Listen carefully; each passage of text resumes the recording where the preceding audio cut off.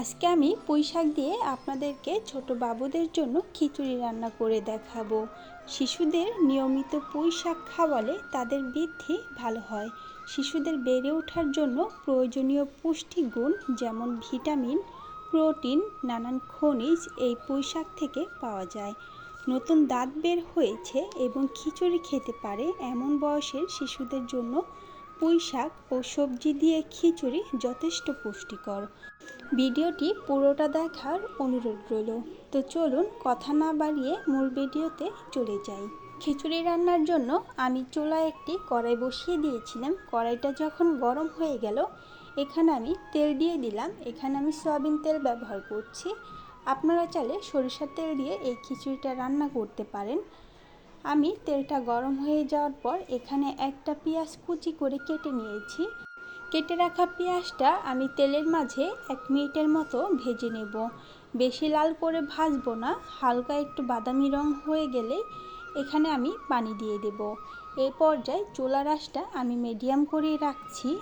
পেঁয়াজটা আমার ভাজা শেষ। এখানে আমি সামান্য একটু পানি দিয়ে দিয়েছি মশলাটা কষানোর জন্য। এখন দিয়ে দেব খুবই সামান্য একটু হলুদের গুঁড়ো, আর দিয়ে দেব সামান্য একটু লবণ। লবণের পরিমাণটা আমি এখানে কমিয়ে ব্যবহার করছি। পরবর্তীতে আমি টেস্ট করে তারপর অ্যাড করে নেব। লবণ দেওয়া হয়ে গেলে এখানে দিয়ে দিলাম 1 চিমটির মতো জিরের গুঁড়ো। এখন দিয়ে দেব 1 চিমটি আদা রসুন বাটা। মশলাটাকে আমি ভালোভাবে কষিয়ে নেব।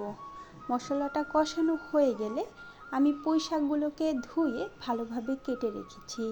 আমি আমার ছেলের জন্য বারান্দায় পুঁই শাক গাছ লাগিয়েছি। তাকে আমি নিয়মিত সেখান থেকে পুঁই শাক ছিঁড়ে খিচুড়ি রান্না করে খাওয়াই। আমি চাল আর ডাল ভালোভাবে ধুয়ে নিয়েছি। এখানে আমি পোলাও চালটা ব্যবহার করছি। আপনারা চাইলে ভাতের চালটা ব্যবহার করতে পারেন। পোলাও চালের এই খিচুড়িটা আমার ছেলেটা অনেক পছন্দ করে। আর পোলাও চাল দিয়ে খিচুড়ি রান্না করলে খিচুড়িটা রান্না করতে খুব একটা বেশি সময়ের প্রয়োজন হয় না। চাল আর ডালটাকে আমি ভালোভাবে মশলার মাঝে কষিয়ে নিয়েছি। এখন আমি কেটে রাখা পুঁই শাক দিয়ে দিলাম। আপনারা চাইলে এখানে কয়েক ধরনের সবজিও ব্যবহার করতে পারেন। আমি শুধুমাত্র পুঁই শাক দিয়ে আজকের খিচুড়িটা রান্না করব। পুঁই শাকটা দিয়ে দেওয়ার পর এখানে আমি ভালোভাবে চালের সাথে মিশিয়ে নিচ্ছি। এ পর্যায়ে চুলার আঁচটা মিডিয়াম করে রাখছি যাতে পুড়ে না যায়। ভালোভাবে কষিয়ে নেওয়া হয়ে গেলে আমি এখানে পানি ব্যবহার করব।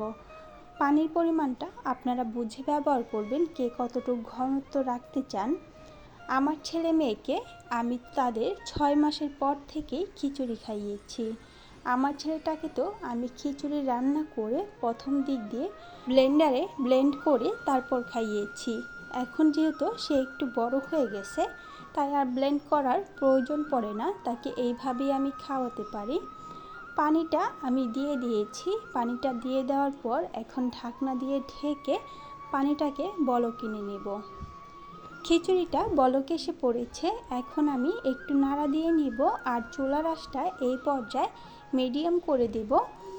ঢাকনা দিয়ে ঢেকে মিডিয়াম করে রেখে দেব যে পর্যন্ত চাল আর ডালটা ভালোভাবে না ফুটে। চাল আর ডালটা আমার ভালোভাবে ফুটে গেছে।